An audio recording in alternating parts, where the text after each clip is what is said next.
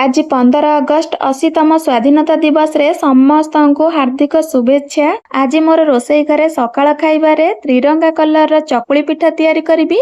ता सहित खाइबा पई मु एठी बिना प्याज रसुण रे मटर तरकारी तैयारी करिछि। आम ओडिया मानक घर मानकरे पिठा हेले मात्र ता सहित आलू तरकारी हो, आलू कसा हो किबा मटर तरकारी हो समस्तंकर पसंद होइथाय नाही कि। चकुली पिठा तैयारी करिया पई पूर्व दिन राति रु मेठू पिठा को बाटिकी रखि दैथिली। सकाळ हेतरे स्वाद अनुसार लूण पकाइकी दुईटा जगार अल्प अल्प आण को काढ़ी नहीं जाइथिली। काहेकि ना मु त्रिरंगा कलर जेहेतु पिठा तैयारी करिवि मु एठी फूड कलर ऐड करछि। आपण चाहिले गाजर किबा पालंग साग को ग्राइंडिंग करी एथरे मिसई पारिबे। मो पाखरे नथिला सेति पई मु कलर यूज करिछि। मटर तरकारी पई मु एठी जीरा, सुखिला लंका, टमाटो, अदा को एठी ग्राइंडिंग कर देली। मटर आ आलू एठी सिझी जाइतला ताकू तळु को ओल्हेइ देली। एबे कड़ाई बसई नेली। सेही कड़ाई रे 2 चम्मच तेल दे देली। मेथी पत्र को पकई बटा हैतवा मसला को सेथरे दे देली। हल्दी गुंड स्वाद अनुसार लूण देकी मसला को कसी नेली। मसला लु तेल छाड़िबा पर्यंत ताको कसी नेली। मसला हेई गला परे सेथरे गरम मसला 1 चम्मच दे देली। सिझा हेई रहितबा मटर आ आलू को हेतरे दे देली। मसला रे मटर आलू को भलो भाबरे गोळेई नेली। ताको 5 मिनिट फुटिया पई छाड़ देली। फुटी गला परे ताको तळु को ओल्हेई गोटे तावा बसई नेली। सेही तावा रे ना मु तेल सब आडे स्प्रेड कर देली। सब दिन मु प्राय तो एम्ति चकुली पिठा करे किंतु आज चकुली पिठा टिके नियारा थिला। एबे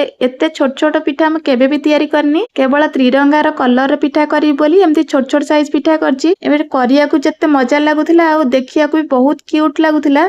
समस्तंकर इच्छा होथिला कि करि सारला परे केमती खाइबे। खाओ पियो सुस्थ रहो।